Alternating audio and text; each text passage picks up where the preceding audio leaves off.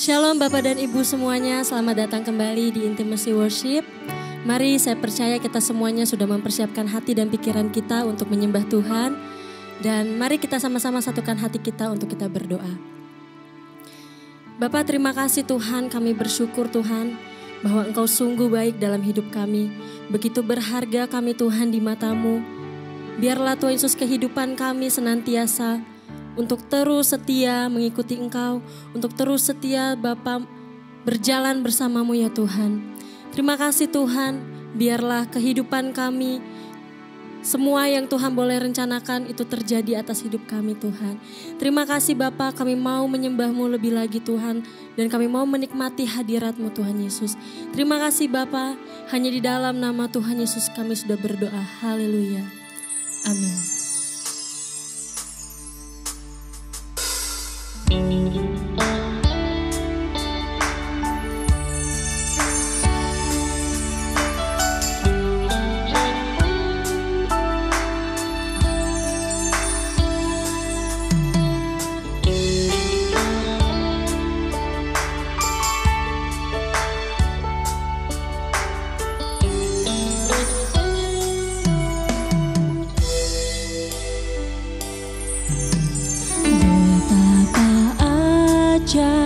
Dan dahsyatnya Tuhan kejadianku,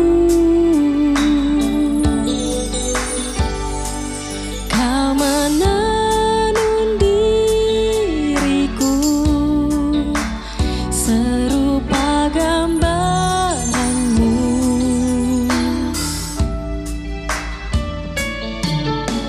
Sungguh berharga di mata-Mu Tuhan kehidupanku. Kau membawa hatiku mendekat erat dengan hati-Mu.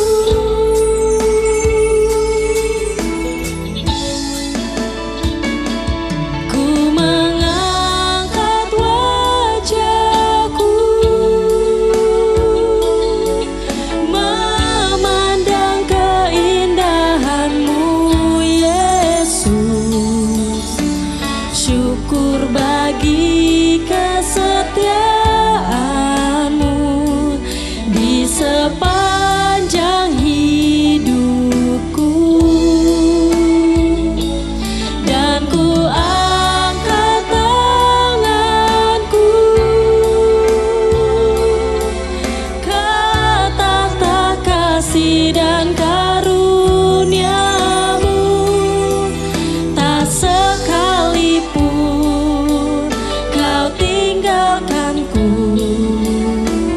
Yesus sahabatku.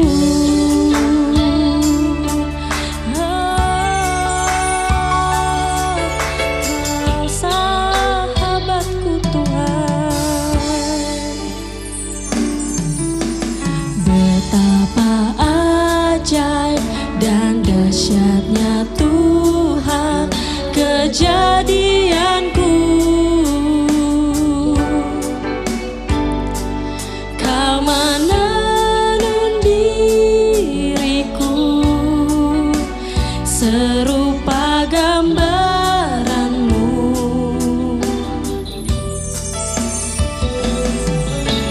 Sungguh berharga di mata-Mu Tuhan kehidupanku. Kau membawa hatiku mendekat erat dengan hati-Mu.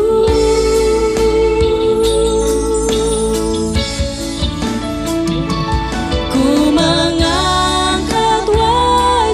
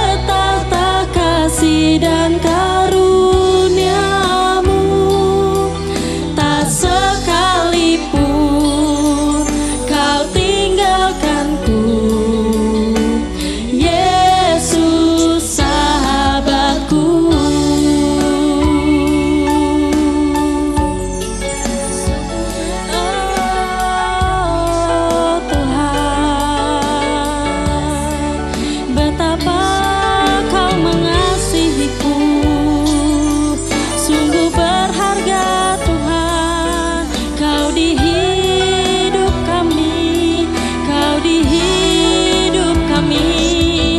Terima kasih Tuhan. Betapa ajaib perbuatan-Mu atas kehidupan kami.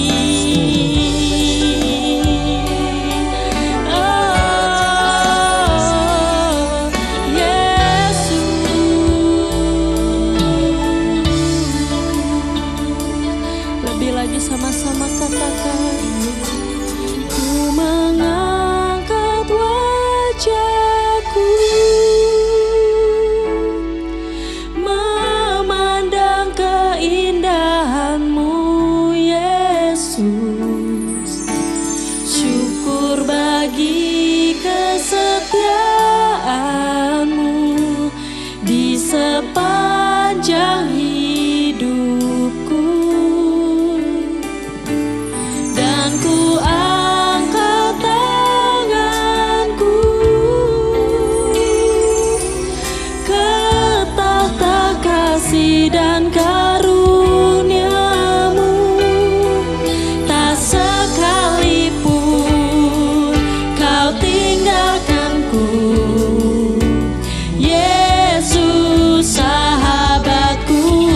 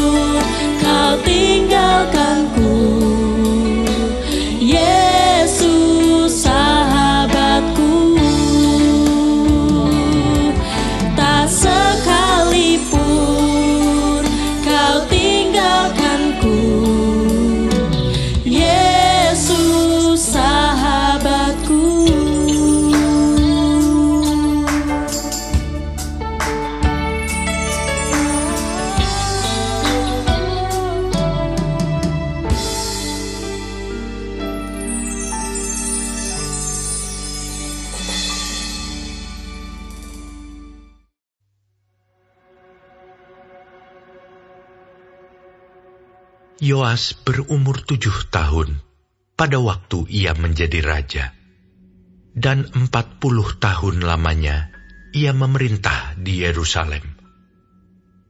Nama ibunya ialah Zipia dari Bersyeba. Yoas melakukan apa yang benar di mata Tuhan selama hidup Imam Yoyada. Yoyada mengambil 2 orang istri bagi dia. Dari mereka ia mendapat anak laki-laki dan anak perempuan.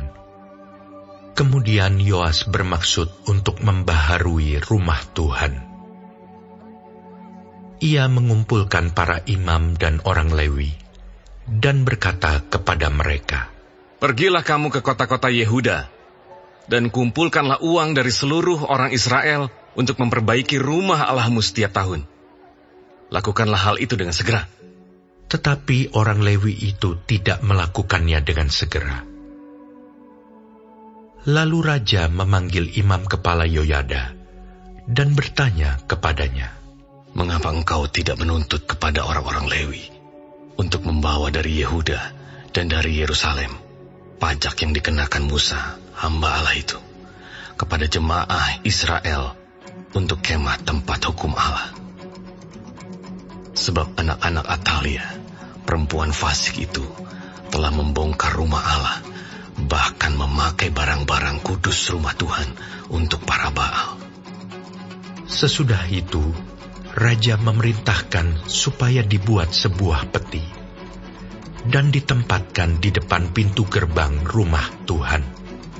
Lalu menyuruh mengumumkan di Yehuda dan di Yerusalem bahwa orang harus membawa bagi Tuhan pajak yang dikenakan Musa, hamba Allah itu, kepada orang Israel di padang gurun. Maka bersukacitalah semua pemimpin dan seluruh rakyat. Mereka datang membawa pajaknya dan memasukkannya ke dalam peti itu sampai penuh. Setiap kali peti itu dibawa masuk untuk diperiksa oleh orang-orang Lewi atas nama raja, dan apabila mereka melihat bahwa sudah banyak uang di dalamnya, maka datanglah panitera raja dan kuasa usaha imam kepala mengeluarkan isi peti itu. Kemudian mereka mengangkat peti itu, lalu menaruhnya pula di tempatnya. Demikianlah mereka lakukan setiap kali, dan banyaklah uang yang dikumpulkan. Raja dan Yoyada menyerahkan uang itu kepada mereka yang memanduri pekerjaan pada rumah Tuhan. Mereka ini mengupah tukang-tukang pahat dan tukang-tukang kayu untuk membaharui rumah Tuhan. Juga tukang-tukang besi dan tembaga untuk memperbaiki rumah Tuhan. Setelah itu, mulailah tukang-tukang itu bekerja. Pekerjaan perbaikan maju di bawah tangan mereka. Mereka membangun kembali rumah Allah menurut keadaannya semula dan mengokohkannya. Setelah mereka selesai, mereka membawa uang yang kelebihan kepada Raja dan Yoyada. Uang itu dipakai untuk membuat perkakas-perkakas rumah Tuhan, yakni perkakas-perkakas untuk penyelenggaraan kebaktian, perkakas-perkakas untuk korban bakaran, juga cawan-cawan, dan perkakas-perkakas emas dan perak. Sepanjang umur Yoyada, korban bakaran tetap dipersembahkan dalam rumah Tuhan. Yoyada menjadi tua dan lanjut umur, lalu matilah ia. 130 tahun umurnya ketika ia mati. Ia dikuburkan di kota Daud di samping raja-raja, karena perbuatan-perbuatannya yang baik di Israel terhadap Allah dan rumahnya. Sesudah Yoyada mati, pemimpin-pemimpin Yehuda datang menyembah kepada raja. Sejak itu, raja mendengarkan mereka. Mereka meninggalkan rumah Tuhan, Allah nenek moyang mereka, lalu beribadah kepada tiang-tiang berhala dan patung-patung berhala. Oleh karena kesalahan itu, Yehuda dan Yerusalem tertimpa murka. Namun Tuhan mengutus nabi-nabi kepada mereka, supaya mereka berbalik kepadanya. Nabi-nabi itu sungguh-sungguh memperingatkan mereka, tetapi mereka tidak mau mendengarkannya. Lalu roh Allah menguasai Zakaria, anak Imam Yoyada. Ia tampil di depan rakyat dan berkata kepada mereka, "Beginilah firman Allah. Mengapa kamu melanggar perintah-perintah Tuhan, sehingga kamu tidak beruntung? Oleh karena kamu meninggalkan Tuhan, Ia pun meninggalkan kamu." Tetapi mereka mengadakan persepakatan terhadap dia, dan atas perintah raja, mereka melontari dia dengan batu di pelataran rumah Tuhan. Raja Yoas tidak mengingat kesetiaan yang ditunjukkan Yoyada, ayah Zakaria itu, terhadap dirinya. ia membunuh anak Yoyada itu, yang pada saat kematiannya berseru, "Semoga Tuhan melihatnya dan menuntut balas." Pada pergantian tahun, tentara Aram maju menyerang Yoas dan masuk ke Yehuda dan Yerusalem. Dari bangsa itu, semua pemimpin habis dibunuh mereka, dan segala jarahan dikirim mereka kepada raja negeri Damsyik. Walaupun tentara Aram itu datang dengan sedikit orang, namun Tuhan menyerahkan tentara yang sangat besar kepada mereka, karena orang Yehuda telah meninggalkan Tuhan, Allah nenek moyang mereka. Demikianlah orang Aram melakukan penghukuman kepada Yoas. Ketika mereka pergi daripadanya, mereka meninggalkannya dengan luka-luka berat. Pegawai-pegawainya mengadakan persepakatan terhadap dia karena darah anak Imam Yoyada itu, lalu membunuhnya di atas tempat tidurnya. Ia mati dan dikuburkan di kota Daud, tetapi tidak di pekuburan raja-raja.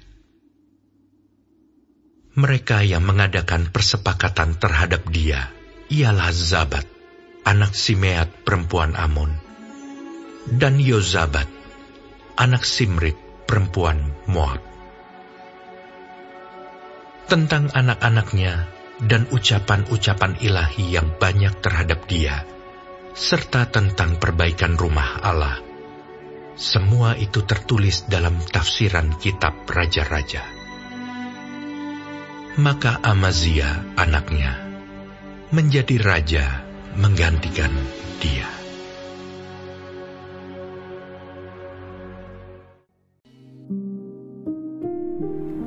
Tuhan Yesus, terima kasih untuk pagi hari ini. Terima kasih untuk berkat yang boleh kami terima dari malam sampai dengan pada pagi hari ini. Tuhan, kami mau berdoa untuk setiap hamba-hamba Tuhan dimanapun mereka berada. Kiranya Engkau memberkati pelayanan mereka, jadikan mereka berkat dimanapun mereka ditempatkan. Kami juga berdoa untuk bangsa dan negara kami Indonesia. Kami berdoa untuk setiap kesejahteraan dan apapun yang menjadi masalah di bangsa dan negara ini. Kami percaya bahwa Engkau turut campur tangan dalam setiap masalah yang ada di bangsa ini. Berkati setiap pemimpin yang ada. Kami percaya bahwa mereka adalah orang-orang yang Tuhan pilih. Kami juga berdoa untuk setiap anak-anak-Mu yang sedang mengalami sakit penyakit. Kami berdoa kiranya Engkau Tuhan memberikan kesembuhan yang luar biasa. Biarlah mereka boleh menjadi kesaksian dalam kehidupan mereka bahwa Engkau turut bekerja dalam setiap hidup mereka.